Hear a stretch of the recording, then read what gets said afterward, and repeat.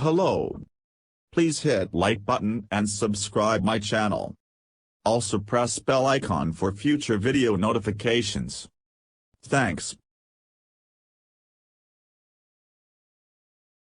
Photo, Flamingo Images, Shutterstock. Lift heavy to build muscle. That's advice you've probably seen in a million places. But how heavy is heavy, and how do you know if your workout qualifies? Video player is loading. Current time 0-100 duration 4 o'clock remaining time 4 o'clock. There's no specific number of pounds that will constitute heavy for everyone.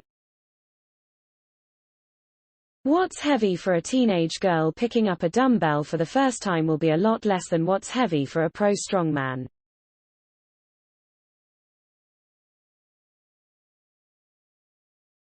If you do want to compare your lifts to other people, sites like Symmetric Strength can show where you stand, but please consider these comps as just for fun.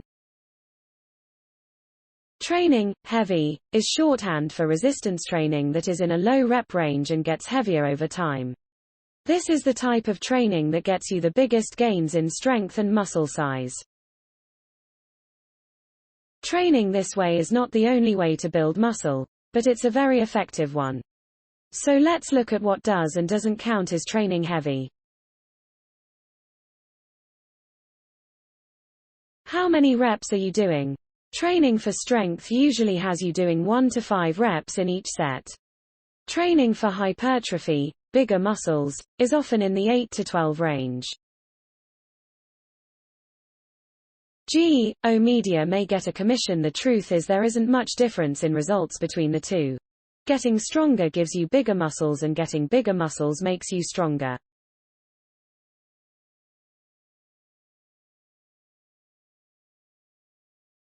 I'd say that as long as you're doing 12 reps or fewer, you're in an appropriate range to say you are training heavy.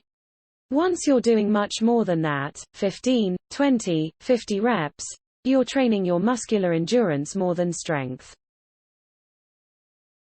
You can build some strength this way, but it doesn't really count as training heavy. How hard does the set feel? Okay, let's say you're doing squats in sets of 8. That could count, but only if you're loading the squats enough that it's hard to do 8 of them.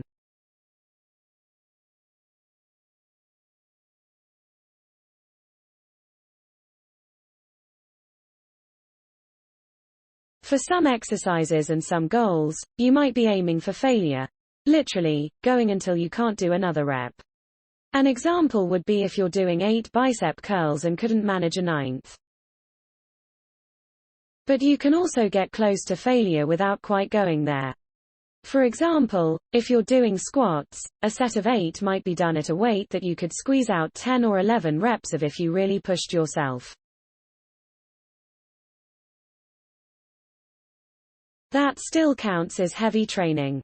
What doesn't count is if you're doing 8 reps of goblet squats with a light dumbbell because it's the only dumbbell you have, or because you're intimidated about going up in weight.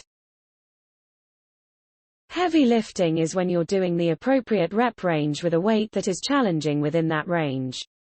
Are you increasing the weight over time?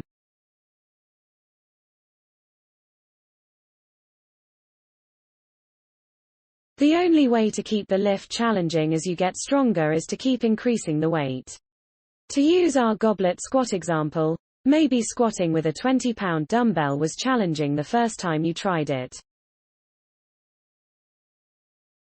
But a week or 2 later, you can probably do the same 8 reps with a 25-pound dumbbell. Before long, it may make more sense to do front squats with a barbell, to make it easier to add more weight. You're lifting heavy. But if you kept doing the same sets of 8 squats with the same 20-pound dumbbell, you're not efficiently challenging yourself to build muscle or strength. You're just doing an exercise that keeps getting easier. That's still good for you, because it's still exercise, but it no longer fits the description of lifting heavy. Are you resting between sets?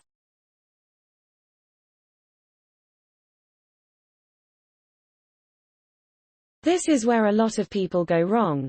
especially if they're doing home workouts or are concerned about calorie burn during a workout.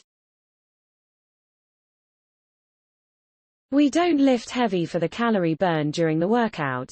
We lift heavy to build muscle, and save the cardio for another day.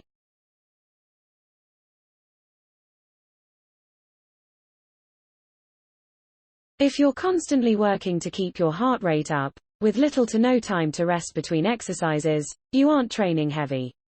More likely, you're doing circuit training.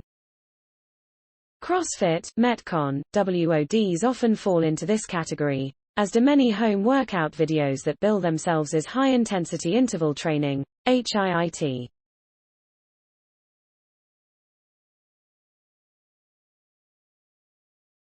They're usually not real HIIT, but that's a rant for another time. If you aren't resting, that means you aren't approaching each set of lifts when you're fresh. Reducing rest times makes the workouts feel harder, but it also means you'll be working with less weight. That means they usually don't fit our definition.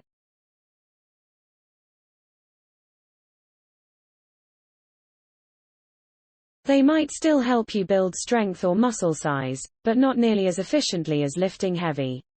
Subscribe to our newsletter. If you take a few minutes rest between exercises, then you're lifting heavy.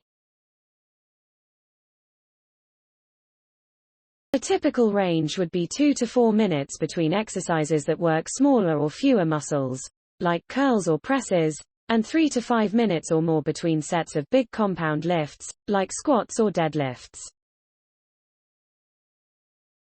With an appropriate rest time, you'll be able to properly lift heavy.